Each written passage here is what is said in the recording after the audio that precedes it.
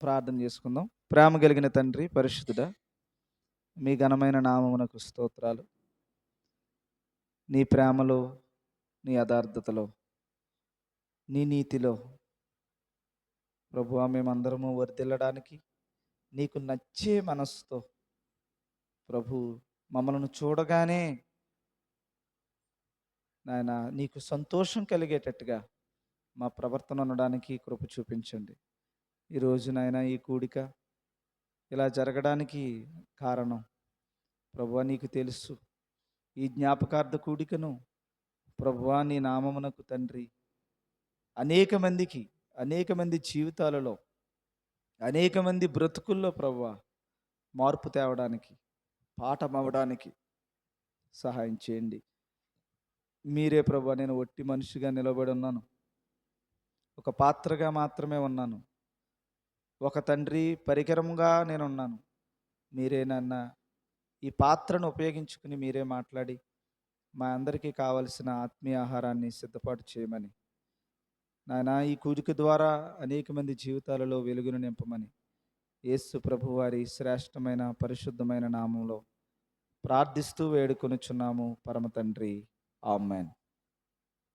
పరిశుద్ధ గ్రంథంలో మరణానికి సంబంధించిన విషయం చాలా చాలా చాలా ప్రాముఖ్యమైనది. లోకానికి మరణం అనేది భయం, క్రైస్తవుడికి మరణం అనేది జయం. మరణం జయకరమైనది అనమాట క్రైస్తవుడికి. ఎలాంటి క్రైస్తవుడికి అది జయకరమైనది, ఎలాంటి క్రైస్తవుడికి అది నిరుపయోగమైనది, వృధా అయినది అనేది కొన్ని విషయాలు మనం ఈ రోజున నేర్చుకోబోతున్నాం. ఈరోజు ఈ జ్ఞాపకార్థ కూడిక, దీని పేరేంటమ్మా? జ్ఞాపకార్థ కూడిక. ఏంటి జ్ఞాపకం చేసుకోవాలి? ఇది ఇక్కడ ప్రాముఖ్యమైన విషయం.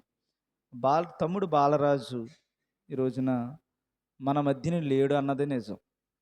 ఎందుకు లేడు అన్నది అనేక రకాలైనటువంటి ప్రశ్నలు వెనక దాగి ఉన్న ఎన్నో వేదనకరమైనటువంటి సంఘటనలు. ఒకరి దగ్గర ఒక సంఘటన, ఇంకొకరి దగ్గర ఇంకొక సంఘటన, ఇంకొకరి దగ్గర ఇంకొక సంఘటన. మొదలకి ఏది నిజమో దేవునికి మాత్రమే తెలియాలి. ఏదేమైనా మరణించాడు అన్నది మాత్రం నిజం. ఈ మరణానికి కారణం ఎవరు? తల్లిదండ్రుల, లేకపోతే తనకుండేటువంటి కుటుంబ సభ్యుల, లేకపోతే దానికి కారణం మీరా, నేనా, ఎవరు, ఈ ఊరా అని చూస్తే నేనేమంటానంటే ఒక తల్లిదండ్రులు కారణమని నేను అన్నాను. ఒక ఆయన ఏ కుటుంబానికైతే మరి ప్రత్యేకించబడ్డాడో ఆ ఆ కుటుంబం అని నేను అన్నాను. నేనేమంటానంటే ఈ ఊరని నేను అన్నాను, సంఘం అని నేను అంటాను. మీరేమంటారు? సంఘమే అని నేను అంటాను. ఎందుకు చెప్పండి? సంఘం అని నేను ఎందుకు అంటున్నానంటే, సంఘానికి సంబంధించినంత వరకు ఎప్పుడైనా సరే ఏ వ్యక్తి అయినా ఎవరైనా పాడైపోవడానికి కారణం, లేక మరణించటానికి కారణం, లేకపోతే ఆత్మహత్య అనకూడదు, ప్రాణహత్య చేసుకోవడానికి కారణం ఏమై ఉంటుంది అని ఆలోచన చేస్తే ఎంతో బాధ, వేదన, లేకపోతే ఒక బలహీనత, లేకపోతే ఏదైతే తనను ఆ మరణం మింగడానికి కారణమైన వ్యసనం, ఏదైనా కూడా ఒక సంఘంగా మన బాధ్యత ఏంటి? సంఘం ఎందుకుంది ఈ ఊరిలో? ఒక వ్యక్తి బాధలో ఉండడం నీకు ఈరోజే చూసావా? అతను మీ ఊరువాడు, మీకు సంబంధించినటువంటి వాడు, మీకు ఎక్కడైనా ఏదైనా ఎవరైనా ఒక ప్రమాదంలో ఉన్నప్పుడు అయ్యయ్యో అంటామా లేదా? అయ్యయ్యో అంటాం. అరే రే ఇలా జరగకూడదు అనుకుంటాం. మనవాడు కాకపోయినా ఒక మనకి ఏదన్నా ఒక విషయం జరిగినప్పుడు ఆఖరికి సీరియల్ చూస్తేనే ఏడుస్తారు మీరు. ఏదన్నా సీరియల్లో అది యాక్టింగ్ అని తెలిసినా కూడా అది చూడగానే మీ మనసుకి బాధ కలిగి ఏడుస్తూ ఉంటారు. అలా ఏడ్చేటువంటి ఈ హృదయం ఒక వ్యక్తిని, తన జీవన విధానం మీకు తెలుసు, తన పడుతున్నటువంటి బాధ మీకు తెలుసు, తను ఏదో చిన్నదో పెద్దదో గొడవ, ఏదో ఇబ్బందో మీరు కళ్ళారా చూస్తున్నారు మీ ఊరోళ్ళుగా. పోనీ అందరూ చూడకపోయినా ఒకరి ద్వారా ఒకరికి, ఒకరి ద్వారా ఒకరికి, ఒకరి ద్వారా ఒకరికి తెలుస్తుంది. అప్పుడు ఆయనను మనందరం కాపాడుకోవాలా వద్దా? కాపాడుకోవాలా? ఫర్ ఎగ్జాంపుల్ ఎవరన్నా మన ఇంట్లోనే బాగోలేదండి, ఎవరికో మీ బిడ్డకు బాగోలేదు, వదిలేస్తావా? వదలవు. అండ్ ఏదో హాస్పిటల్ తీసుకెళ్ళి వాడికి ఏదో ట్రీట్మెంట్ ఏదో మనం చేయిస్తాం. ఎలాగోలాగా కాపాడుకోవాలని ప్రయత్నం చేస్తాం. అరే నా దగ్గర డబ్బులు లేవు అని చెప్పి ట్రీట్మెంట్ చేయించడం మానేస్తామా? అప్పు చేసైనా వాడికి చేస్తాం, కాపాడుకుంటాం, నీ కుటుంబం కాబట్టి. మరి సంఘానికి ఊరంతా కుటుంబమే. సంఘం కాపాడడానికి ఏర్పాటు చేయబడిన ఒక హెల్ప్ లైన్ ఇది. తెలుసా మీకు? సంఘం అంటే ఒక హెల్ప్ లైన్, ఒక హాస్పిటల్ ఇది. ఇది సమస్తాన్ని, అందరికీ అన్ని వసతులను కల్పించేటువంటి ఒక శ్రేష్టమైనటువంటి స్థలం ఇది సంఘం అంటే. అందుకనే కొరింథీ పత్రికలో దేవుడు చెప్తాడు, మనం ఎప్పుడు ఒకటే గుర్తుపెట్టుకోండి, ఎదుటివారి క్షేమాభివృద్ధి కొరకు మాత్రమే సంఘం పనిచేయాలి ఎప్పుడు కూడా. దేనికోసం? ఎదుటివాడి క్షేమం కొరకు మాత్రమే సంఘం పనిచేయాలి. అది సంఘమైనా, సంఘములో ఉండే అవతల వ్యక్తి అనుకో సువార్త ప్రకటించాలి. సువార్త ఎందుకు ప్రకటించాలి? వాడిని రక్షించుకోవడానికి. రక్షించాలంటే ఏం చేయాలి? వాడిని కష్టంలో అన్నిటిలోనూ మనం ఆదరించి వారికి ఉపశమనాన్ని కలుగజేసి అప్పుడు ఆడికి మంచి మనం చెప్పాలి.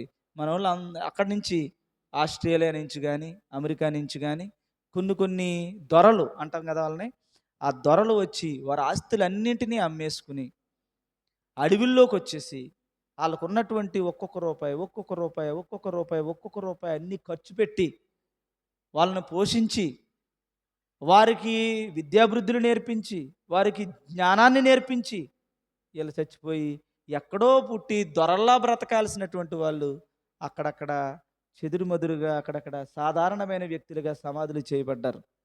ఆస్తులు అమ్ముకుని ఈవెన్ ఎక్కడి నుంచో వచ్చినటువంటి ఆస్ట్రేలియా అనేటువంటి ఒక ఎవాంజలిస్ట్గా వచ్చినటువంటి ఆయన, ఎవరో యొక్క దారాసింగ్ అనేటువంటి వ్యక్తి ఆ కారులో తన పిల్లలతో పాటు నిర్దాక్షిణ్యంగా కాల్చి చంపేశాడు.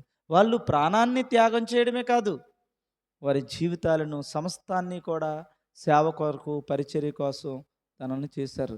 అరే మన ఊరిలో పుట్టి, మన ఊరిలో పెరిగి, ఈ ఊరిలో ఎవడికి ఏ ఇబ్బంది వచ్చినా సరే నేనున్నానని ముందుకెళ్ళిన వాడే క్రైస్తవుడు. మనం నిజమైన క్రైస్తవులైతే బాలరాజు చనిపో ఉండడం. దేవుడు, మీరు అనుకోవచ్చు దేవుడు ఆయుష్ ఇచ్చాడండి, దేవుడు ఇచ్చినటువంటి టైం అయిపోయింది వెళ్ళిపోయాడు ఎన్నో, అది తప్పు. ఇప్పుడు అలా అనుకోకండి. దేవుడు 70 సంవత్సరాలు నీ జోలికి రాడు. ఏ కారణమైనా, ఒకటి నువ్వు చేసుకున్న పనుల వల్ల అన్నా నువ్వు చచ్చిపోతావు, ఎదుటివాడు చేసిన పనుల వల్ల అన్నా నువ్వు చచ్చిపోతావు. అంతే తప్ప దేవుడు నీ జీవితం జోలికి ఏమీ రాడు. ఈ 70 సంవత్సరాలు ఒక ఆయుష్ ఇచ్చాడు, నువ్వే తాగన్నా చచ్చిపోవాలి, నీకు నువ్వే తప్పదాగి దేన్నన్నా గుద్దాలి, లేకపోతే ఆడి తప్పదాగి నిన్ను గుద్దాలి. మొత్తానికి ఏదో ఒక విషయంలోనే నువ్వు చచ్చిపోవాలి తప్ప దేవుడు మాత్రం నీ జోలి, నువ్వు ఎలాంటోడు అయినా నీతియుక్తంగా బ్రతుకుతున్నప్పుడు ఎవడన్నా నన్ను చంపాలి, నేను తాగితే ఇంకొకరిని చంపాలి, ఇది ప్రమాదవశాత్తు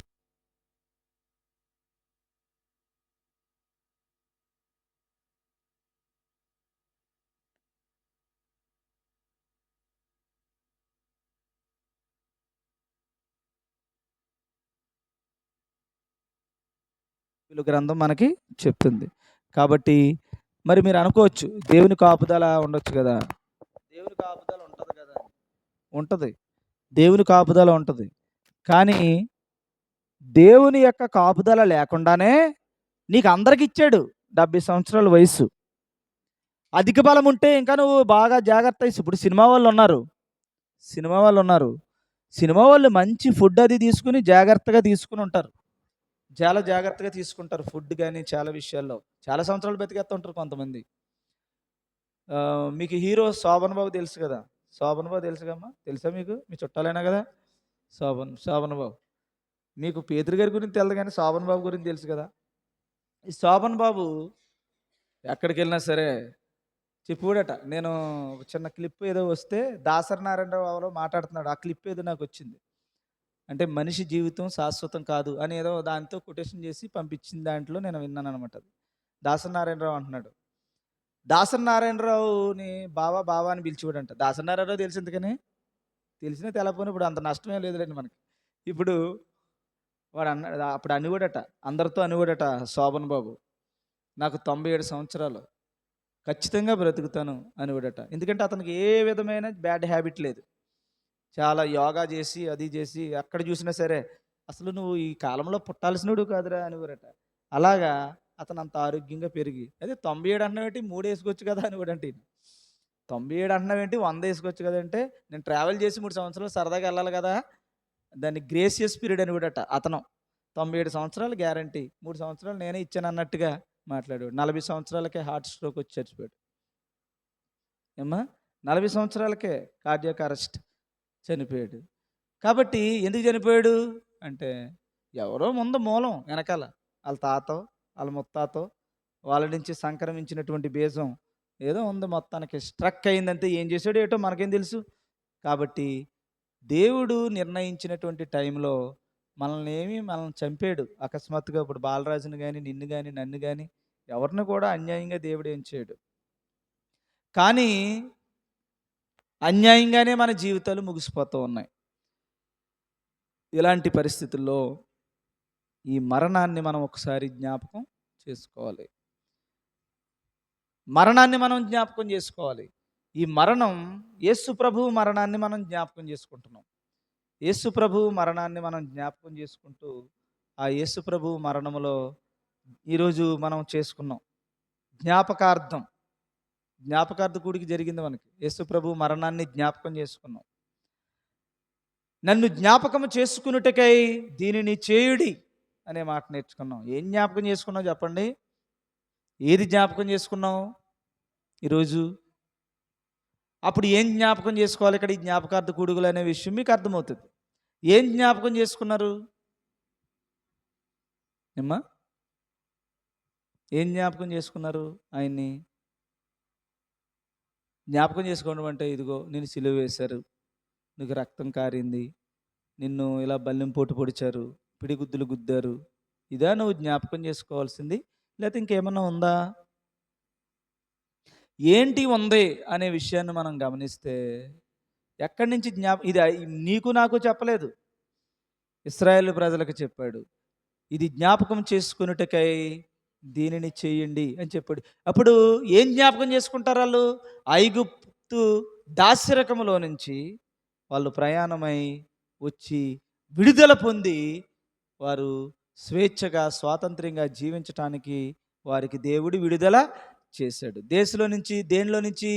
ఐగుప్తు ఫరో చక్రవర్తి లాంటి క్రూరమైన బానిసత్వ బ్రతుకు నుంచి వారికి విడుదల చేశాడు. అందుకని ఈ విడుదల వచ్చిన కారణంగా మీరు దీనిని జ్ఞాపకం చేసుకోండి. ఏంటి జ్ఞాపకం చేసుకోవాలి? బానిసత్వ బ్రతుకు, కుక్క బ్రతుకు, నీచమైన బ్రతుకు, చచ్చిపోయిన అడిగే దిక్కులేని బ్రతుకు, సరిగ్గా 4 మెతుకులు తినలేని బ్రతుకు, ఇష్టమైనది వండుకోలేని బ్రతుకు, నీచంగా ఒకడి దగ్గర ఒక ఉక్కు పాదాల దగ్గర నలగగొట్టబడుతున్నటువంటి బ్రతుకులో నుంచి దేవుడు విడుదల చేసినందుకు ఇది ఎప్పటికీ తరతరాలకు కట్టడిగా ఉండాలి. మీరు ఇది జ్ఞాపకము చేసుకోండి అని దేవుడు చెప్పాడు. ఆనాడు ఇశ్రాయేలు ప్రజలైతే అది జ్ఞాపకం చేసుకున్నారు. ఈనాడు మన అందరము కూడా కొత్త నిబంధన దేవుని ఇశ్రాయేలు అయితే ఏం జ్ఞాపకం చేసుకోవాలి అంటే అదంతా మళ్ళీ యథార్థతలోకి తెచ్చుకోవాలి. ఇప్పుడు మనం ఏం జ్ఞాపకం చేసుకోవాలి? యథార్థతలో ఏం జ్ఞాపకం చేసుకోవాలి? ఛాయిలో అయితే ఏం జ్ఞాపకం చేసుకోవాలి? ఛాయిలోనైతేనేమో దాస్యపు సంఖ్యలు, యథార్థతలో తీసుకుంటే పాపపు సంఖ్యలు. పాపములో క్రూరమైన నీచమైన బ్రతుకులో ఉన్నటువంటి నా బ్రతుకుని దేవుడు విడుదల దయచేసి నిత్యత్వం అనేటువంటి వరాన్ని యేసు ప్రభు ద్వారా నాకు ఇచ్చాడు గనుక ఈ పాపపు బతుకు పోయింది గనుక ఈ పాపపు బతుకు నా నుండి దూరపరిచినటువంటి దేవుని మహాభాగ్యాన్ని గుర్తు చేసుకున్నటకు జ్ఞాపకం చేసుకున్నటకు ఇదంతా మీరు చేయండి అని చెప్పాడు. ఇప్పుడు ఈ మరణములో జ్ఞాపకార్థ కూడికలో మనమేమి జ్ఞాపకం చేసుకోవాలి అంటే దీనికి మనకి చెప్తున్నది ఒకని జన్మదినము కంటే మరణదినమే మేలు అని చెప్తుంది. ఎందుకు మరణదినం మేలట చెప్పండి? ఎందుకు మేలు? ఆ మాట చదవండమ్మా. ఎందుకు మేలది? ఒకని జన్మదినము కంటే మర అది అందరికీ చెప్పమ్మా. మీకు ప్రసంగి 7, 9 అన్నీ ఇదే గొడవ. ఇదే పరిస్థితి అందరిని. అందులో మాట చదవండి. చదవమ్మా. ఇప్పుడు 7వ అధ్యాయం మొదటి వచనమమ్మా. చదువు. సుగంధ తైలము కంటే మంచి పేరు మేలు. ఏమ్మా నిజం చెప్పండి. సుగంధ తైలము కంటే మంచి పేరా? ఏంటో మంచి పేరు? సుగంధ తైలము కంటే అన్నాడంటే మీకు ఇక్కడ ఏదో ఒక విషయాన్ని నేర్చుకోవాల్సిన అవసరం ఉంది. సరే అది చూద్దాం. తర్వాత రెండో మాట, ఒకని జన్మదినము కంటే మరణదినమే మేలు. ఏంటి మేలు? ఎవరికైనా చచ్చిపోవడం మేలా? మరి మేలైతే వాళ్ళ అమ్మగారు ఎందుకు ఏడ్చారు? మేలైతే నేను ఎందుకు ఏడుస్తాను? నువ్వెందుకు ఏడుస్తావు చెప్పండి? మరణానికి సంబంధించి ఎందుకు ఏడుస్తున్నారు మీరు? ఒకని జన్మదినము కంటే మరణదినమే మేలు. ఎందుకు మేలు చూడండి, కింద రాశాడు. అందులో మనం ఏమి సొంతంగా ఏమి చెప్పుకోని అవసరం లేదు. అమ్మా చదవండి, అందులో ఉందిగా. విందు జరుగుచున్న ఇంటికి పోవుట కంటే లేరు కదా, ఉన్నారా? లేరు మనోళ్ళు. పెళ్ళికి అందరు వస్తారు. పెళ్ళికి అందరు వస్తారు. సంతోషం ఉన్న చోటకు అందరికి వస్తారు. కానీ బాధ ఉన్న చోటకి రావట్లేదు. ఇక్కడ దేవుడు 2 పాయింట్లు గుర్తుపెట్టుకోండి ఈరోజు.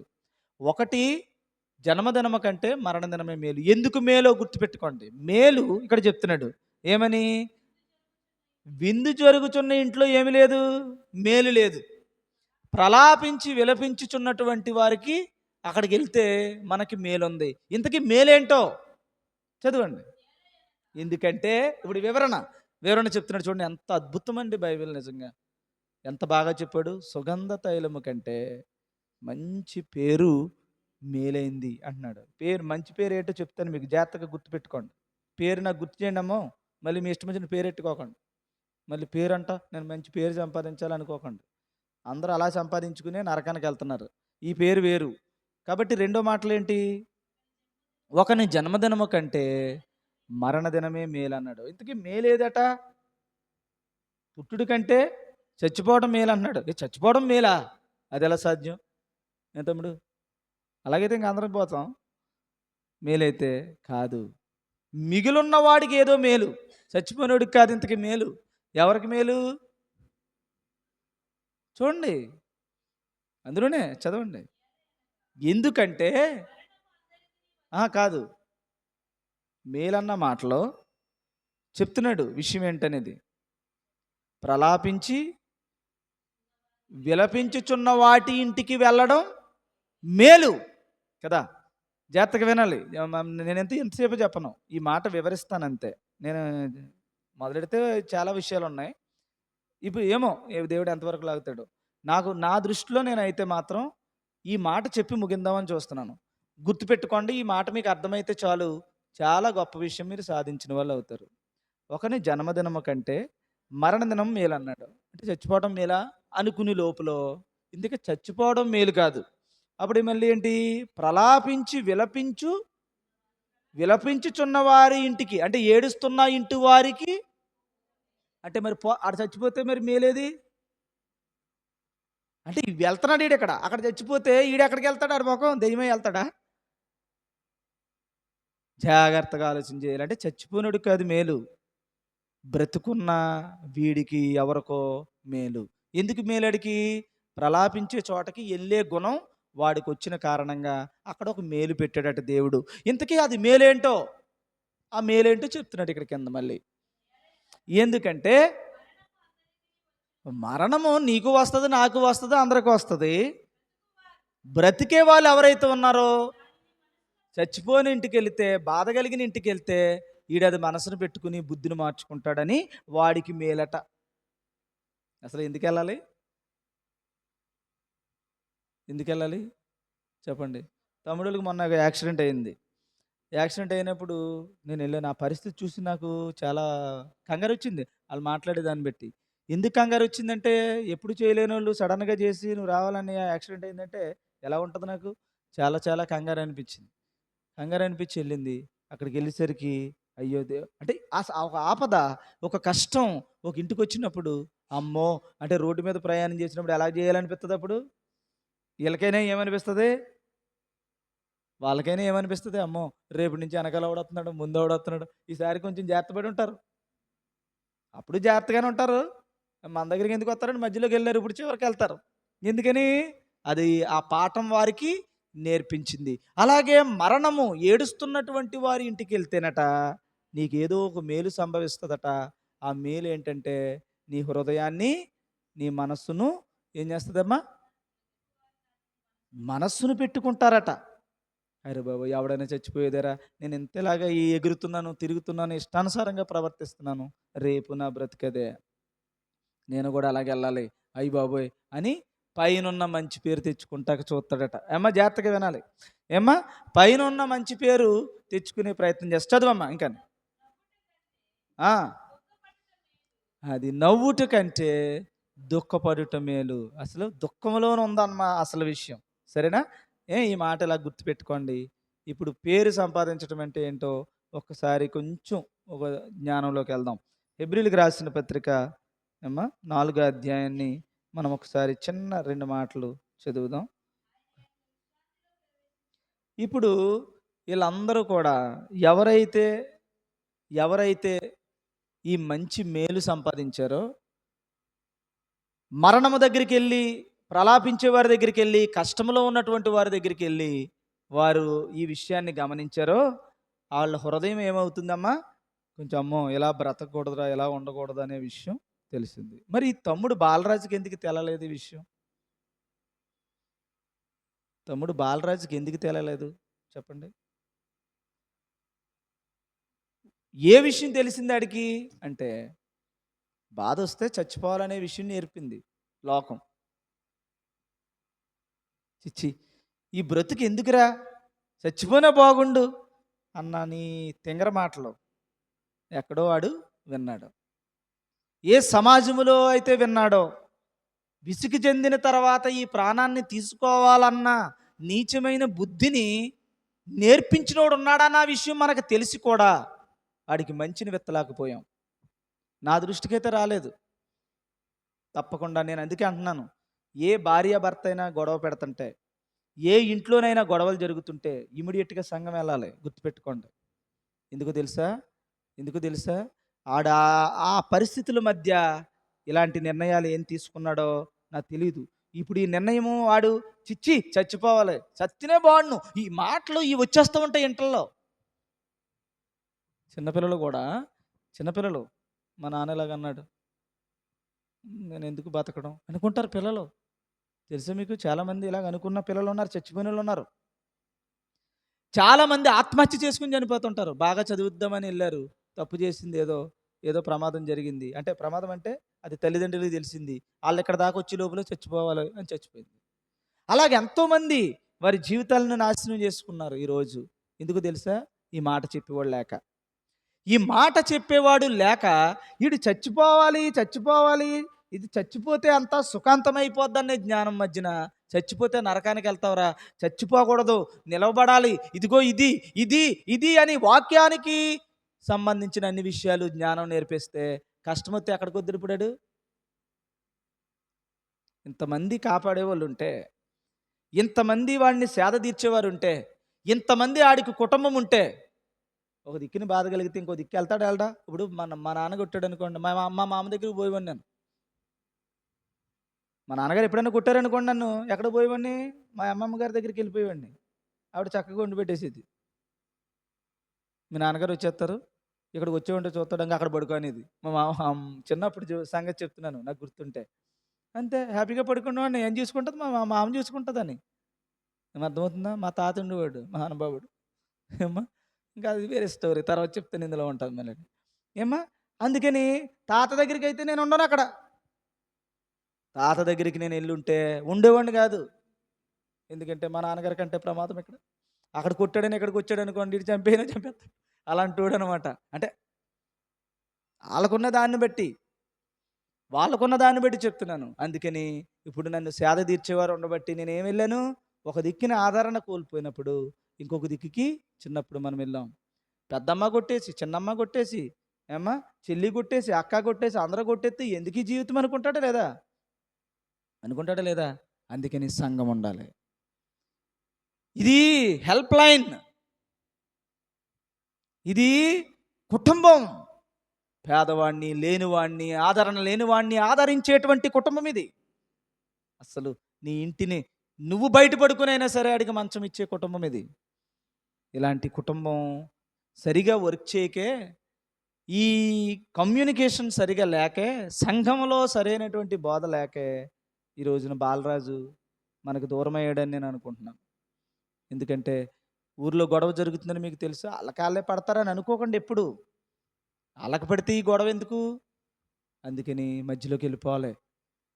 రారా దా, ఏంటి ఏమైంది అంటే, అన్నయ్య ఎలాగైంది, సరేరా ఇక్కడ భోంచేసే, ఈరోజు భోంచేసే, పర్లేదు రండి అన్నారు, 2 రోజులు ఉండరా అని వాడిని మనం ఆదరించాలి. పోనీ ఇంట్లో కూర్చోబెట్టుకుని చేయకపోనా వాడికి ఆదరించి ప్రేమ కలిగిన మాటలు చెప్పి, వాడికి ఇక్కడ కాకపోతే రాజనగరం తీసుకెళ్ళి భోజనం పెట్టించి, లేకపోతే ఏదన్నా కష్టములు ఉంటే ఇచ్చేసి, ఎవరో తాగడం మానేరా, ఇలాగని మంచి చెప్పే నాదుడు లేడు. లేదు వాళ్ళు పడతారని పక్క నుంచి అలా మనం పోతున్నాం. క్రైస్తవుడికి ఇది తగదు. ఈ రోజున గనుక అదే ఆదరణ ఆడుకుంటుంటే ఈ రోజున అలా చనిపోయేవాడు ఎంత మాత్రం కాదు. అందుకని నేను అదే చెప్తున్నాను, ఎక్కడ ఏ ఇద్దరు గొడవ పడుతున్నా టక్కమని సంఘం ఉండాలి, ఇద్దరిని కలపాలి. నాకు ఎక్కడైనా సరే ఇద్దరు ఏదైనా మాట్లాడుకోవట్లేదని ఇలా చేస్తున్నారని తెలిస్తే చేయి కలిపేస్తాను ముందే. వాళ్ళతో మాట్లాడేసి చెప్పాల్సింది చెప్పి, అక్కడ నేను చూసిన వాళ్ళని మళ్ళీ నేను చెప్పిస్తాను. వాళ్ళు చదువుకోలేని వాళ్ళే, మీ భార్యకి ఐ లవ్ యూ అని చెప్పంటాను. వాళ్ళ ఆయన్ని ఐ లవ్ యూ అని చెప్పేస్తే, నీకెందుకు చెప్పాలి నువ్వు ఇలాగలమాట. వాళ్ళు అదో వెరైటీ. అలా చెప్పించి చేయి కల్పించి ఇంకెప్పటి ఈడిపోకండి అని చెప్తాను. చచ్చిపోయి ఇలాంటి కుటుంబాల్లో నా కళ్ళ నా ఎదురుగా నా జ్ఞానంలోకి వస్తే కనుక నేను ఎట్టి పరిస్థితుల్లోని విడిచిపెట్టినాలని వాళ్ళని ఏదో ఒక రకంగా కలుపుతాను అనమాట. ఏదో ఒక రకంగా ప్రయత్నం చేస్తాను, వాళ్ళకి ఆదరణ కలిగిస్తాను. అసలు కలవలేని పరిస్థితిలోకి వస్తే మనోధైర్యాన్ని ఇచ్చి వారిని నిలబెడతాను తప్ప ఆత్మహత్యకి వెళ్ళే, ప్రాణహత్య చేసుకునేటువంటి పరిస్థితిలోకి మనం తీసుకెళ్ళకూడదు.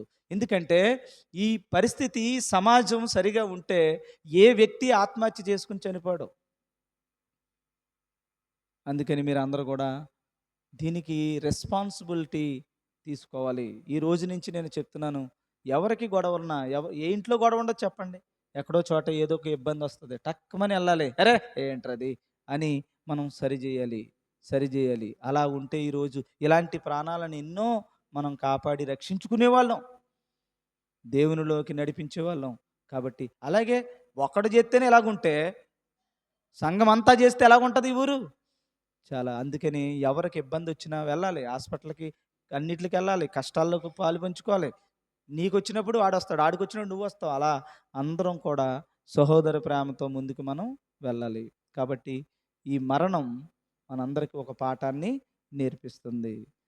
మనం ఎప్పుడూ ఇలాంటి తప్పు మరలా మనం చేయకుండా జాగ్రత్త పడాలి అని ఈ బైబిల్ గ్రంథాన్ని బట్టి ఇది జ్ఞాపకం చేసుకుంటూ, అలాంటి పరిస్థితులు రాకుండా ఉండు నిమిత్తమై దేవుడు మనకు ఒక చక్కటి ధర్మాన్ని చెప్పాడు. ఏంటంటే, నాకు ఇలాంటి వాళ్ళు మాత్రమే నచ్చుతారు అంటున్నాడు. అలాంటి వాళ్ళు పులిపిండి లేని వాళ్ళు అని బైబిల్ మనకి చెప్తుంది. పులిపిండి అనేటువంటి మాటకి ఒక చిన్న అర్థం చెప్పండి, ముగించేసానులేండి. పులిపిండి లేనివారు అంటే ఏం చేయాలి? ప్రభురాత్రి భోజనానికి అర్హులుగా దేవుడు ఎంచుతాడు కదా. మనం ఈరోజు నేర్చుకున్న దాని ప్రకారం ఇప్పుడు ఈ మరణం ఎలాంటిదమ్మా? మరణం ఎలాంటిది? మరణం మంచిదా చెడ్డదా? అప్పుడు చనిపోని వ్యక్తి నీతిమంతుడైతే ఆ మరణం అతన్ని జీవంలోనికి నడిపిస్తుంది, అది వాడికి మంచిదే.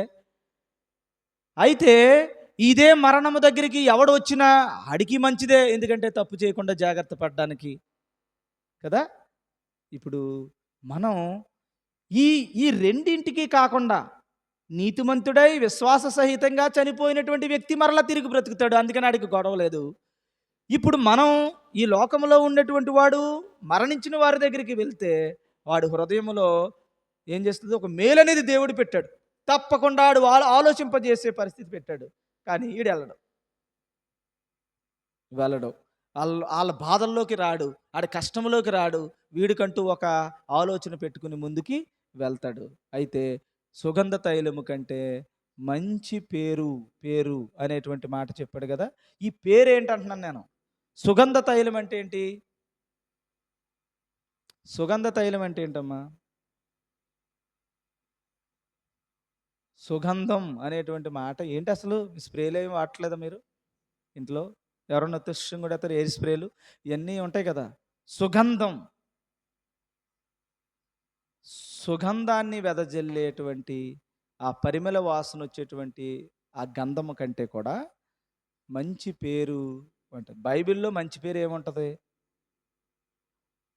బైబిల్లో మంచి పేరు ఏదమ్మా? యెషయా గ్రంథం 55వ అధ్యాయంలో అక్కడ ఒక మాట మీరు చదవండి. మంచి పేరు దేవుడు ఎవరిని, అబ్బా చదవండి. యెషయా గ్రంథం 55 మొదటి నుంచి. దప్పిగొనిన వారులారా నీళ్ళ దగ్గరికి రావాలి. డబ్బులు లేని వాళ్ళారా మీరు వచ్చి కొని భోజనం చేయండి కదా. దేవుడు ఏమిటి 2 కేటగిరీలు? డబ్బులు లేకపోవడం ఒకటి, రెండోది దాహం వేయడం ఒకటి. ఈ దాహం వేసేవాడు ఎక్కడికి రావాలి? నీళ్ళ యొద్దకు రావాలి. నీళ్ళ యొద్దకు రావాలి. వస్తే ఏమవుద్దడికి? దాహము తీరుతుంది. అసలు దప్పికే లేకపోతే వాడు వస్తాడా? రాడు. వస్తాడా? రాడు. ఇప్పుడు ఈ దప్పికని కలుగు చేస్తున్నవాడు ఎవరు? రోకలు లేకుండా చేస్తున్నటువంటి వారు ఎవరు అని మీరు ఆలోచించేయండి. ఈ జీవితంలో ఈ ఏడ్చేటువంటి పరిస్థితి కానీ, కష్టాలు కానీ, శ్రమలు కానీ, ఇబ్బందులు కానీ వచ్చాయంటే మంచిదా లేకపోతే చెడుదా? ఇప్పుడు నాకు దాహం ఎత్తలేదమ్మా, మంచినీళ్ళు అవసరం లేదనుకోండి, ఊరికే డబ్బులేమో బీభత్సంగా ఉన్నాయి, నాకు అవసరం లేదు. నేను ఎవడికి లోబడతాను? నేను అవన్నీ లెక్క చేయాలి? నాకు కావాల్సింది కొనుక్కొని తింటాను, నాకు కావాల్సింది తెచ్చుకుంటాను, నా ఇష్టానుసారంగా బ్రతుకుతాను. నాకు దేవుడు ఆయుష్ ఇచ్చాడు, ఉన్నంతకాలం తిను తాగు సుఖించు అని నేను బ్రతుకుతాను. అందుకని ఇప్పుడు నువ్వేం చేయాలి? నీకు దప్పిక కలిగితే తప్పకుండా నీళ్ళ యొద్దకు రావాలి. రోకలు లేకపోతే నా దగ్గరికి నువ్వు రావాలి. ఇది కొని భోజనం. ఇది ఒక విచిత్రమైన సంబోధన. డబ్బులు లేని వారులారా నా దగ్గర మొక్కజొన్న పొత్తులు ఉన్నాయి, కొనండి. ఎవరన్నా మీ ఊర్లోకి వచ్చారనుక అలాగా ఐస్ క్రీములు పెట్టి తిరుగుతుంది కదా మీ ఊరిలో. డబ్బులు లేని వారులారా రండి నా దగ్గర కొని ఐస్ క్రీమ్ తినండి అన్నాడు అనుకోండి. దీంట్లో బాబుడు ఏం మాట్లాడుతున్నాడు? డబ్బులు లేవట, డబ్బులు లేని వారులారా అని ఆడే అంటున్నాడు. మళ్ళీ ఏమన్నాడు? వచ్చి కొని తినండి. ఫ్రీగా ఇస్తాను రండి అంటలేదు, కొని తినమంటున్నాడు. ఎలా సాధ్యం? ఒకసారి చెప్పండి తమ్ముడు. నిద్ర చేస్తుంది నీకే? ఎలా సాధ్యం తమ్ముడు? డబ్బులు లేకుండా ఏదైనా భోంచేస్తావా? ఎక్కడికైనా వెళ్ళి రాజమండ్రి వెళ్ళి మీకు హ్యాబిటేట్ ఉంది అక్కడికి వెళ్ళి డబ్బులు లేవు కానీ భోజనం పెట్టండి అతలు పో అంటాడు. ఎందుకని? డబ్బులు లేకుండా ఆవిడ భోజనం పెడతాడు? చెప్పండి, ఏమన్నా ఆన్సర్ ఉందా? ఇప్పుడు ఇందాక నుంచి చెప్తున్న మాట మేలు మేలు మేలు మేలు అని చెప్పుకుంటూ వస్తున్న మాట నీకు ఎక్కడ దొరుకుతుంది? ఆ మేలు అంటే, ఆ మేలు ఎక్కడ దొరుకుతుంది అంటే దేవుని వాక్య ప్రకారంగా మనం చూసినప్పుడు నీకు ఏది మేలు? ఏది మేలు? బైబిల్ ప్రకారంగా నీకు మేలేదని అసలు ఇంతకీ ఆ మేలు మేలు మేలు అని చెప్పుకొస్తున్న మేలు బైబిల్ ప్రకారంగా లాస్ట్లో మేలేది? నీకు 10,000 రూపాయలు ఇచ్చాడు మేలా? మంచి ఇల్లు ఇచ్చాడు మేలా? బ్రతికినంతకాలం నీకు కావలసినవన్నీ ఏర్పాటు చేశాడు మేలా? ఇంతకీ బైబిల్ నీకు ఇచ్చే డెఫినేషన్ ఏది మేలు? నిత్య జీవాన్ని సంపాదించుకోవడం, అంతేనా? నిత్య జీవం ఎప్పుడిస్తాడు? మీకు నిత్య జీవం అనేది ఎప్పుడు వస్తుంది మనకి? నా శరీరమును తిని నా రక్తమును త్రాగునాడే నిత్య జీవము కలవాడు కదా. డెఫినేషన్ ఏది ఇప్పుడు? నా శరీరమును తిని నా రక్తమును త్రాగువాడే అన్నాడు. తాగిస్తే త్రాగితే నీకు నిత్య జీవము వస్తుందా? తాగాలంటే ఏమన్నా పెట్టాడు అడ్డు? చెప్ప తాగితే అని బాగానే చెప్పాడు. మళ్ళీ ఏమిటి పెట్టాడు అక్కడ అడ్డు? యోగ్యత అని పెట్టాడు. గుర్తుపెట్టుకోండి చాలా జాగ్రత్తగా. ఈ మేలు ఈ మేలు ఈ మేలు అన్నది ఏదైతే మనం సంపాదించుకోవడానికి ఒక మరణాన్ని అడ్డు పెడుతున్నాడు. ఒక మరణాన్ని జ్ఞాపకం చేసుకోమంటున్నాడు. ఒక మరణ సంఘటన గుర్తు చేసుకోమంటున్నాడు. జరిగినటువంటి ప్రమాదాలను పరిస్థితులను గుర్తు చేసుకుని ఈ మేలు సంపాదించుకో అంటున్నాడు. నీ హృదయాన్ని ఏం చేస్తున్నాడు? హీనముగా ఉన్న ఈ యొక్క హృదయం ఈ పరిస్థితులు చూసినప్పుడు ఆ హృదయం ఏమవుతుందట? శుద్ధి చేయబడుతుంది. మనస్సు కరిగితే మనస్సు మా అన్నప్పుడు బాధ కలుగుతున్నప్పుడు నీకేమో వస్తాయి కొన్ని ఎక్కడ లేని మొక్కుబళ్ళు వచ్చేస్తాయి బాగోలేనప్పుడు. బాగుంటే మనకు వస్తుందా ఇది? ఇక్కడ దప్పికొనే మెంటాలిటీ, దప్పికొనే పరిస్థితులు, డబ్బులు లేనే పరిస్థితులు మనకి కలిగినప్పుడు ఏమొస్తుంది? ఏదో ఒకటి కొని తినాలని చెప్తున్నాడు. ఇప్పుడు డబ్బులు లేని వారిలారా దప్పుకున్న వాళ్ళు ఏమో నీళ్ళు తాగండి, నీళ్ళు తాగటానికి వెళ్తాడు. అలాగే రోకలు లేని వారిలారా నా యొద్దకు వచ్చి రోకలు కొనండి. అంటే రోకలు లేని వారిలారా నా యొద్దకు వచ్చి కొని భోజనము చెయ్యండి. ఇందాక నిత్యజీవం రావాలంటే కొనాలంటున్నాడు. కొనాలంటే డబ్బులు లేవు కదా. డబ్బులు లేవంటున్నాడు ఏంటమ్మా? దుర్బాబు ఏమైనా ఉన్నాయా? ఎంత సంపాదించావు? ఎంతకు ఎట్టుకుంటావేంటి? యేసుప్రభు రక్తాన్ని శరీరాన్ని కొనాలంటే ఎంత ఎడితే ఇస్తాడు? అదే నీతి క్రియలే, నేను కాదంటలా. ఎలా అంటే ఇప్పుడు కాంటెక్స్ట్ మిస్ అవ్వకుండా చెప్పండి నాకు. కాంటెక్స్ట్ని మిస్ అవ్వకుండా ఇప్పుడు మీరు నిత్య జీవాన్ని పొందాలి. ఇందాక మేలు మేలు మేలు మేలు మేలు అని ఏదైతే చెప్పానో ఆ మేలు నువ్వు సంపాదించుకోవడానికి ఒక చచ్చిపోయిన వాళ్ళ దగ్గరికి వెళ్ళాలి, లేకపోతే ఆడికి ఏదో ఇబ్బంది వచ్చిన వాళ్ళని చూడాలి. ఇలాంటి పరిస్థితులను జ్ఞాపకం చేసుకోవాలి. చెప్పుకుంటున్నాం కదా మనన్ని. విశ్రాంతిలోనికి ప్రవేశించాలంటే ఎన్ని శ్రమలోంచి రావాలి, ఎన్నో ఉన్నాయి, ఎన్నో విషయాలు ఉన్నాయి బైబిల్లో. అన్నీ బాధలు పడిగే, ఇబ్బందులు కలిగిదే, కష్టం కలిగిదే. ఇవన్నీ నీకు ఎందుకు పెట్టాడు అంటున్నాను? కష్టం సుఖం పెట్టి ఏసీ రూమ్లో కూర్చుని హ్యాపీగా బడ్డ మీద పడుకుని ఇవ్వచ్చు కదా దేవుడు. ఎత్తలేదు. ఏసీ కట్టేసి ఎండబెట్టి మంచం కింద తేలెట్టి కుట్టాక అప్పుడు అమ్మా దేవా. ఎప్పుడు చేతకంతనం ఎప్పుడు వస్తుంది? ఇలా కుట్టగానే మంత్రం వేసేవాడు పక్క నుండి అన్నాడు అనుకో, పోయిందనుకో ఇంక నీ దేవుడా అంటాడా? అప్పుడు ఆడు మంత్రం వేసిన తగ్గక ఈ గ్యాప్లో ఎంతో బాధపడిపోయి కింద మీద పడి కొట్టుకుని ప్రాణం అప్పుడు ఎవడో రక్షించే నాదుడు లేక ఈ పడుతున్న ఈ బాధలో ఎవరు గుర్తొస్తారు? దేవుడు గుర్తొస్తాడు. సరే నేను ముగిస్తాకే చూస్తున్నాను, ఇది కొంచెం ఎందుకో మరి ముందుకు వెళ్తుంది. గుర్తుపెట్టుకోండి. ఏంటబ్బా అయ్య బాబు ఇన్ని ప్రసంగాలు చేసినా గొంతు బాగానే పనిచేస్తుంది. ఈరోజు చాలా చేశాను ఈరోజు. అయినా దేవుడు అవకాశం ఇచ్చాడు. మొన్న చాలా ఇబ్బంది అయిపోయింది.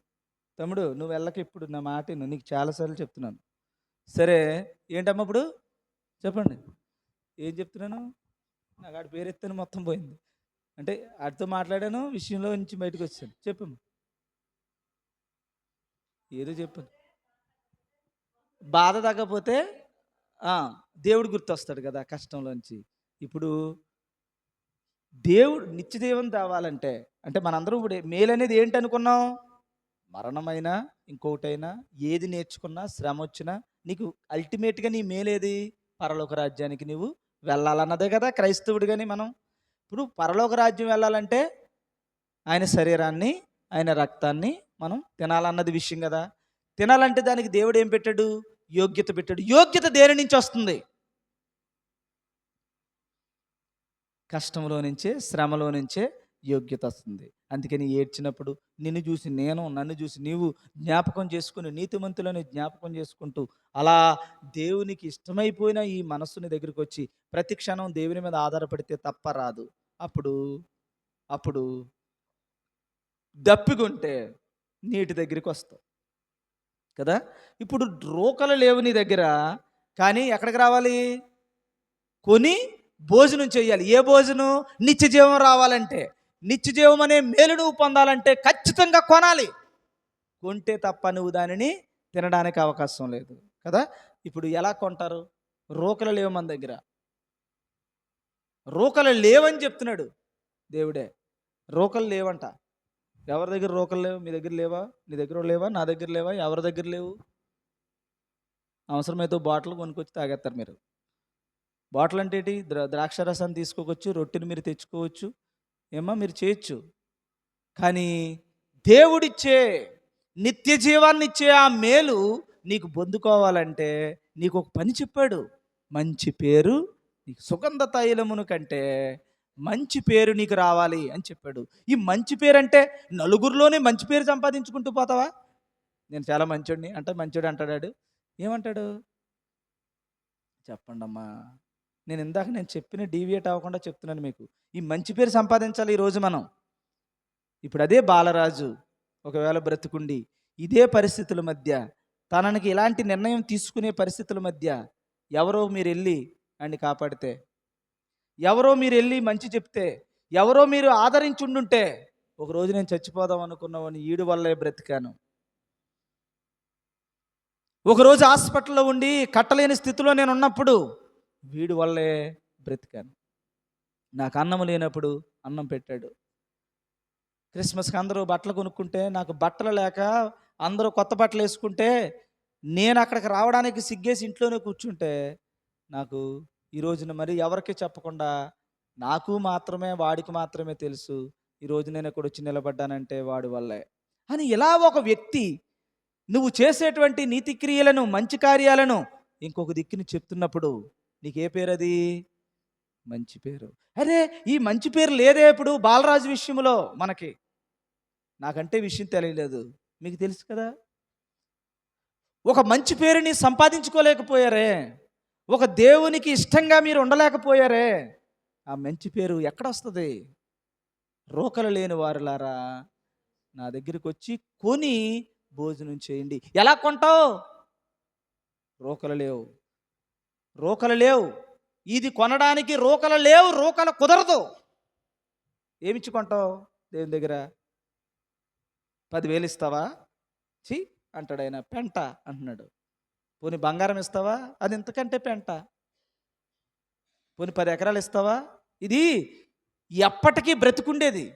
ఎవరైనా మీకు అమ్మన్న ఎక్కడైనా ఏ ప్రసాదం అన్న అమ్మితే ఎప్పటికీ చచ్చిపోవరా ఈ ట్యాబ్లెట్ వేసుకుంటే, ఈ ట్యాబ్లెట్ ఖరీదు 10 లక్షలు అన్నాడు అనుకోండి, కొంటావు కొనవా? ఇంకెప్పటికీ చచ్చిపోవు, నువ్వు ఎప్పటికీ ఇలాగే బతుకుంటావు అని ఎక్కడైనా మీకు ఏదన్నా దొరికిందనుకోండి, ఏం చేస్తారు?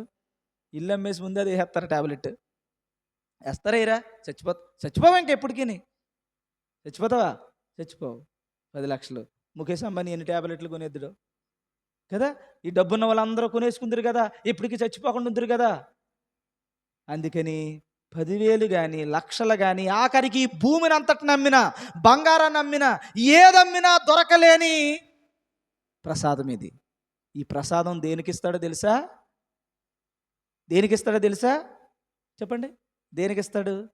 మంచి పేరు. ఏ పేరు అది? పేరేది? 1 కొరింథీ 5:7 స్పీడ్గా అంటే, పులిపిండి లేనివారు గనుక కొత్త ముద్ద గుచ్చకై ఆ పాతదైన పులిపిండిని తీసేయండి. ఏ పిండి తీసేయాలి? పాతదైన పులిపిండిని తీసేయాలి. ఏమో జాగ్రత్తగా వినండి. ఇదొకటే మాట మూసేశాను, నా నోరే మొత్తలేదు. ఏమ్మా? పాతదైన పులిపిండిని తీసేయాలి. పులిపిండి అంట తీసొచ్చేయండి. మరి వెంటనే ఏమిస్తాడు? పులిపిండి తీసేసి రమ్మంటున్నాడు. యోగ్యత. ఎవడైనను అయోగ్యముగా దీనిని స్వీకరించిన ఎడల నీకు దక్కకపోగా జరిగే ప్రమాదాలు చాలా జరుగుతాయి. అందుకని యోగ్యత కావాలన్నాడు. యోగ్యత కావాలనుకుంటే అక్కడ ఏం చెప్తున్నాడు మళ్ళీని, ఏమంటున్నాడమ్మా? పులిపిండి లేని వారై కొత్త ముద్దాగుటకై ఆ పాతదైన పులిపిండిని తీయమన్నాడు. ఇప్పుడు ముఖేష్ అంబానీని ఎవడికైనా సరే ఈ పాతదైన ఈ పులిపిండిని తీసి అవతల పాడేయాలి. పులిపిండి అంటే ఏంటో చెప్పాడు చూడండి అందులోనే.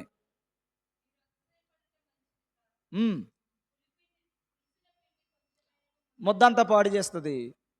నిష్కాపట్టి అది ఏమంటుందంటే దుష్టత్వమును అమ్మా గనుక చూడండి, జాతక అండర్లైన్ పెట్టుకోండి. దుర్మార్గత, దుష్టత్వము. ఇంతకీ పులిపిండి ఏది? దుర్మార్గమనే దుష్టత్వం అని చెప్పండి. దుర్మార్గం అంటే దుష్టత్వం ఏంటో చెప్పండి. అసలు చూసారా పాఠం? మళ్ళీ ఇక్కడికి వచ్చాగాం. మేలు, పేరు, యోగ్యత, ముందు జ్ఞాపకం, ఏమా ఎన్ని పాయింట్లతో వచ్చి మళ్ళీ దుష్టత్వం దగ్గర ఆగాం. మొదలకి ఇంకా మనం చేరుకోవట్లేదు గమ్యం. దుష్టత్వం అంటే ఏంటమ్మా? దుష్టత్వం. దుర్మార్గం అంటే ఏంటి? దుర్మార్గుడా అంటారు. ఎందుకు? మీరు ఎందుకంటారో చెప్పండి, దాన్ని బట్టి మీకు విషయం దొరికిద్ది. అమ్మా దుర్మార్గుడని ఎందుకంటాం? ఎదుటివారికి హాని చేస్తారు. ఎదుటివారికి హాని చేస్తే మనం దుర్మార్గుడు అంటామా? మనకే హాని చేయాలి. మనకి హాని ఏదన్నా చేస్తే, హాని అంటే ఏంటి మన దృష్టిలో? అమ్మా దుర్మార్గుడురా, తిమోతి దుర్మార్గుడు అన్నాను అనుకోండి. ఏ విషయంలో దుర్మార్గుడు అన్నా నేను? చేసే పనులు అంటే ఏంటంటున్నా నీకు మంచి. మీకు ఇప్పుడు ఇద్దరికి మధ్యన గోడ అడ్డు ఉంది. ఒక 2 గజాలు గోడ ఎదరగట్టాడు అనుకోండి, దుర్మార్గుడా. అదే ఒక గోడ కొంచెం లోపల కట్టాడు అనుకోండి, నువ్వు దుర్మార్గురాలా అంటాడు. అంటే ఇద్దరికి ఇది ఏది దుర్మార్గం? ఇప్పుడు అందుకనే దేని బట్టి దేనికి అన్యాయం అనుకుంటున్నావు? న్యాయంగా నీకు రావాల్సినటువంటి స్థలంలో నుంచి బాబు అనవసరంగా స్థలాలు కూడా వెత్తనేమో అంటే ఏమో మరి అలా గుర్తొచ్చింది. అంటే ఇద్దరు దగ్గర ఉన్నారు కాబట్టి అలా గోడ గుర్తొచ్చింది. సరే, అంటే ఇదనే ఎందుకు గుర్తొచ్చిందంటే నాకు వాళ్ళ గోడపై నుంచి ఒకసారి చేయి కడిగాను. చెయ్యి ఇలా కడిగేసేప్పుడు అమ్మో నీళ్ళు ఎవరన్నా అది గోడ కొద్ది ఎత్తుకుంది అనేసరికి ఎవరి మీద అన్నా పడతాయంటే చింతలు గారు కదా పర్లేదు అన్నాను నేను. ఏమా అంటే అక్కడి నుంచి వచ్చిందనమాట ఇదంతా. సరే, ఇప్పుడు ఇంతకీ దుర్మార్గత అనేది ఏంటి? స్థలానికి సంబంధించినంత వరకు అక్కడ కొంచెం ఎక్కువ తక్కువ అనే దగ్గర అన్యాయంగా ప్రవర్తిస్తే ఆవిడ దుర్మార్గుడు, ఆవిడ అన్యాయంగా ప్రవర్తిస్తే ఈవిడ దుర్మార్గుడు. మొత్తానికి ఏదో ఒక విషయంలో నీకు అన్యాయం జరిగితే వాడిని దుర్మార్గుడు అంటున్నాం. ఇదే విషయాన్ని యాజ్ ఇట్ ఈజ్గా దేవుని దగ్గరికి తండి. విషయాన్ని, ఈ గొడవని తగుని దేవుని కోర్టులోకి తీసుకురండి. దేవుని కోర్టులోకి తీసుకొస్తే దుర్మార్గత ఏది చెప్పండి? దేవుడు ఎవరిని దుర్మార్గుడు అంటాడు చెప్పండి? ఎవరిని దుర్మార్గుడు అంటాడు? దేవుడు ఒకటి విషయం చెప్పి నీకు భూమినిచ్చి, నీకు ఆస్తులిచ్చి, నీకు ఐశ్వర్యం ఇచ్చి, ప్రాణం పెట్టి, నీకు అన్నీ చేసి ఇదిగోరా నేను చెప్పించేయి అన్నాడు. చేయంటే నువ్వు చేయట్లేదు, దుర్మార్గుడా. నీకు ఇన్ని పెట్టాను రా, నీకు ఇన్ని రకాలుగా చేశాను రా, అయినను నీకు బుద్ధి లేదురా, దినమెల్లా నీ వైపు చూస్తున్నాను అనండా. ఆ కుక్కతో చెప్పు, అన్నక్కతో చెప్పు, ఆ కంచరగాడితో చెప్పు. ఇలాగ దేవుడు చెప్తున్నాడా? అన్నాడా లేదా? అన్నాడా లేదమ్మా? మూర్ఖులారా, సర్ప సంతానమా, ఏంటి ఒకటా రెండా? ఇవన్నీ మాటలేనా లేదా? దుర్మార్గులారా అన్నట్టు. అంటే ఈ దుర్మార్గుడని ఎందుకు అంటున్నాడమ్మా? నేను చెప్పేది ఒకటనే, మీరు చేస్తుంది ఒకటా? అందుకేనే నిన్ను ఈ లోకాన్ని పంపించాను. నువ్వేం చేయమని పంపాను రా, నువ్వేం చేస్తున్నావు? దుర్మార్గుడా, నీకు అసలు కృతజ్ఞత లేదురా. కృతజ్ఞత స్థుతులు చెప్పనంటే కృతజ్ఞుడిగా బ్రతుకుతున్నావురా నువ్వు అని దేవుడు అంటున్నాడు. దేనిలా అంటున్నాడు? చెప్పిన పనికి లోబడకుండా నీ ఇష్టానుసారంగా ఈ లోకంలో ప్రవర్తించటమే దుర్మార్గమా, లేకపోతే ఇంకేమన్నానా? ఓకే, పక్కన ఇంకో మాట ఉంది, దుష్టుడు, దుష్టత్వం అంటున్నాడు. సాతానికి మరో పేరేటమ్మా? దుష్టుడేనా? ఇంతకీ సాతాను చేసిన పనేటో? సాతాను ఏం చేశాడు? ఆ శ్మశాలం దగ్గర దెయ్యంలాగా వచ్చి బోయ్ అని నేను అల్లి పెడుతున్నాడు. ఆ శ్మశానంలో కూర్చుని నిన్ను భయపెడుతున్నాడు. ఆడి వల్లే నాకు ఏమొచ్చింది? జ్వరం వచ్చేసింది. నన్ను అల్లబెట్టేసాడు. ఏమో సాతాను చింత చెట్టు మీద ఉన్నాడు. ఏ ఏదో అక్కడ ఏదో కదులుతుంది. ఆ చీకట్లో ఏదో ఎవడో ఉన్నాడు. ఇయన్నీని సాతాను చేసే పనా అది? ఆడికి లేని డ్యూటీలన్నీ ఎడతన్నావు నువ్వు. అసలు సాతాను డ్యూటీ అది కాదు. చాలా డిగ్నిఫైడ్ మ్యానర్ అది. సాతాను ఎలాగుంటాడనుకుంటున్నావు? చక్కగా ఇన్సర్ట్ చేసి చాలా నీట్‌గా ఉంటాడాడు. మీరేదో ఆడికి అనవసరమైన కొమ్ములెట్టారు. అనవసరమైన బ్లాక్ డ్రెస్ ఏసారు. అనవసరమైన శ్మశానంలో కూర్చొని అటు వచ్చేవాడిని, ఎళ్ళేవాడిని. ఆడేమన్నా శాడిస్ట్ అనుకుంటున్నారా? బుయ్ అని నేను అల్లగొట్టేత్తే భలే భలే అనుకుంటాకే ఉత్తిదే ఇది. ఇదంతా మీ ఇమాజినేషన్‌లో వచ్చింది. ఆడు ఏమీ చేయడు. ఆడు చేసే పని ఒకటే. అమ్మా! అవ్వా!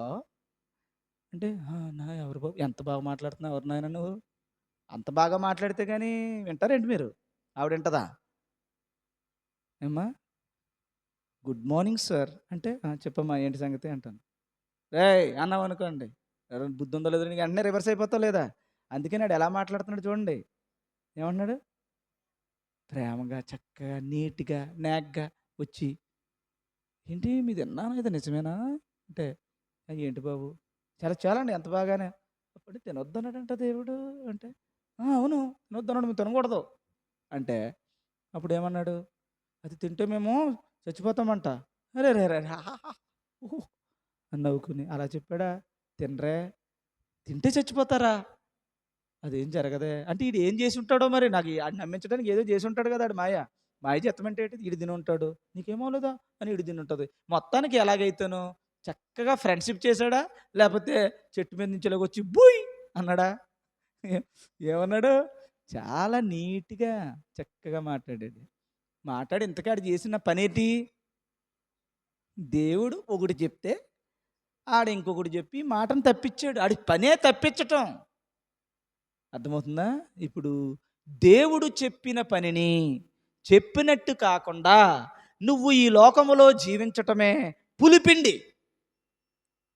దేవుని యొక్క వాక్యానుసారంగా బ్రతకాల్సినటువంటి నీవు దేవునికి విరుద్ధంగా బ్రతకటమే దుష్టత్వం. దుష్టత్వము, దుర్మార్గత. ఈ 2 అనే ఈ పులిపిండిని తీసే దమ్ము ఎవడికైతే ఉంటదో వాడికి యోగ్యత, వాడికి మేలు, వాడికి నిత్య జీవము. నిత్య జీవము. అది సంపాదించటానికి మరణము కూడా ఒక కారణం. మరణముతోనే సంభవిస్తదట ఆడికది. మరణములో నుంచే వస్తది. కానీ ఆ మరణమే దుష్టత్వం పులిపిండితో చచ్చిపోతే ఇంకెప్పటికీ తిరిగి మరలా ఆయన రాజ్యంలోనికి ప్రవేశించే అవకాశం లేదు. అందుకని ఇలాంటి ప్రాణాలు ఎన్నో జారిపోతున్నాయి. ఎన్నో కుటుంబాలు నాశనం అయిపోతున్నాయి. కాబట్టి మీరందరూ ఏం చేయాలన్నప్పుడు ఏం చేయాలి? యోగ్యత సంపాదించాలి. మేలు సంపాదించాలి. అది దేనితో సాధ్యం? మరణాన్ని జ్ఞాపకం చేసుకున్నట్టులో సాధ్యపడుతుంది. ఇలాంటి యొక్క మరణాలను మనం గుండెల్లో పెట్టుకుని మన హృదయాలను ఏం చేయాలమ్మా? నా జీవితము ఇంతే. ఏ క్షణాన నేను ఏమైపోతానో బ్రతికినంత కాలం మంచి పేరు కావాలి నాకు. ఏంటా పేరు? మంచి పేరు. పేరేంటి? యోగ్యత. యోగ్యత అంటే ఏంటి? దుష్టత్వము, దుర్మార్గత లేని బ్రతుకు. ఒక మంచి పేరు, ఒక మంచి పేరు, మంచి మేలు నేను సంపాదించాలి. అప్పుడు నేను విశ్రాంతిలోనికి ప్రవేశిస్తాను. దుర్మార్గత, దుష్టత్వం అనే ఈ పులిపిండి లేకుండా ఏం చేయాలి ఇప్పుడు? మనం జాగ్రత్తగా మనం కాపాడుకుంటే అప్పుడు విశ్రాంతిలోనికి ప్రవేశిస్తామని మనకి ఎక్కడ చెప్తుంది? ఎబ్రిల్కి రాసిన పత్రిక 4వ అధ్యాయంలో చెప్తుందనమాట. కాబట్టి విశ్రాంతి నిలిచి ఉంది గనుక, దేవుడిచ్చిన వాగ్దానం ఉందో గనుక, మీకు ఇంకా అవకాశం ఉందో గనుక, ఇలాంటి తప్పులు చేస్తే చేశారు, ఇక నుంచి ఇంకా తప్పు చేయకుండా ఇలాంటి కుటుంబాలు మీకు ఎక్కడ కనపడినా ఆ కుటుంబాలలోకి మీరేం చేయాలి?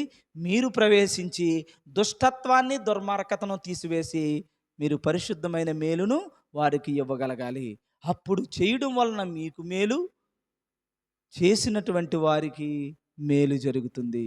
ఈ రోజున మనం బాలరాజును కోల్పోయాం. ఇంకెప్పుడు కూడా ఈ జీవితం వృధా అయిపోయింది జీవితం.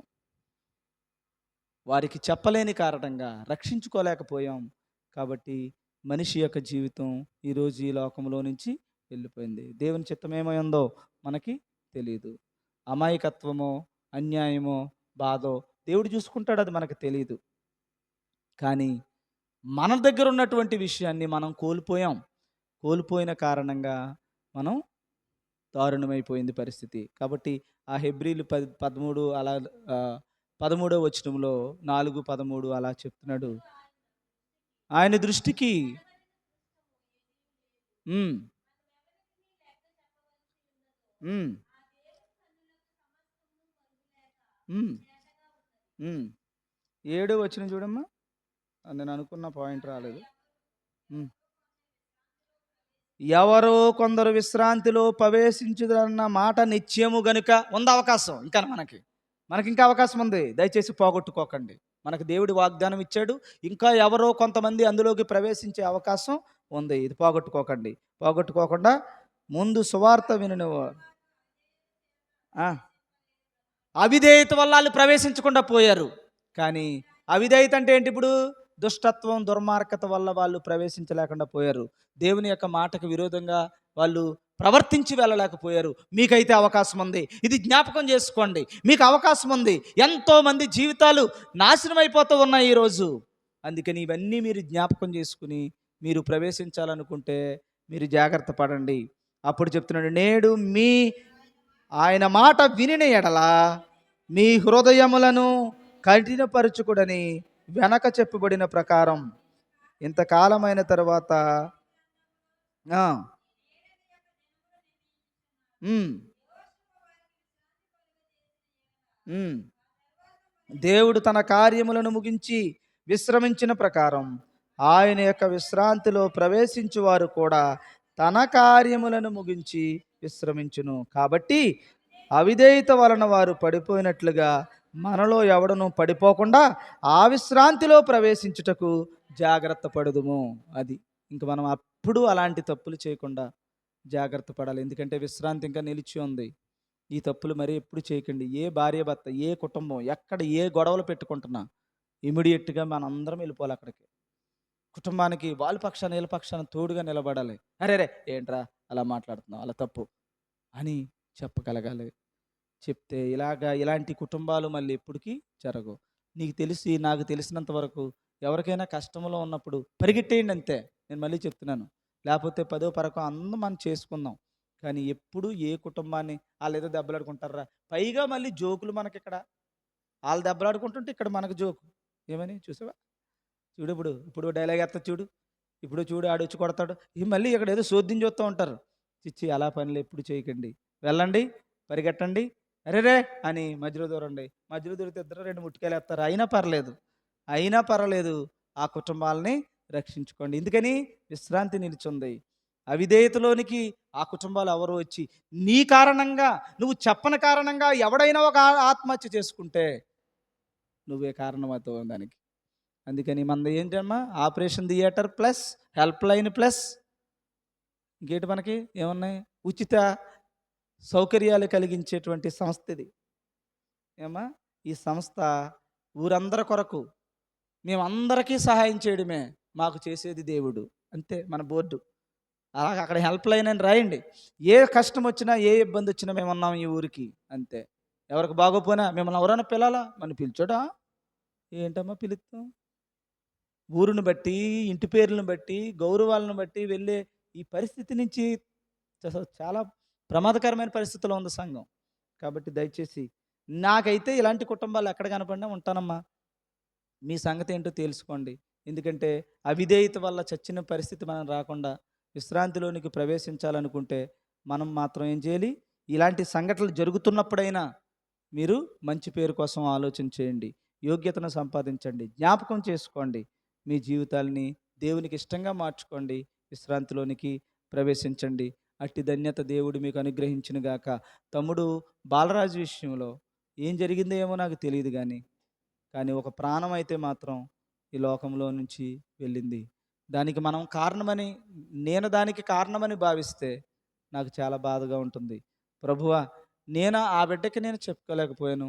నాకు ఈ విషయం తెలుసుంటే అరే రే నేను కాపాడుకుందును వాడిని ఎలాగైనా ఒప్పించుకుందును ఒక అవసరమైతే ఏదైనా చేసైనా వాడిని నేను కాపాడుకుందును అనే భావం నా మనసులో కలుగుతుంది. అలాగే ఊరు వాళ్ళుగా మీకు కూడా కలగాలి. అలాగ ఏ కుటుంబము నలిగిపోకూడదు. ఏ కుటుంబము బాధల్లో ఉండకూడదు. ఏదున్నా మీరెళ్ళాలి. వెళ్తే ఎంత బాగుంటదో తెలుసా సువార్త పరిచర్య? ఆ కష్టంలో ఉన్నవాడిని ఆదుకున్నప్పుడు, వాడు పొందుతున్నటువంటి ఆ ఆదరణను బట్టి వాడు దేవుడిని తప్పక స్తుతిస్తాడు.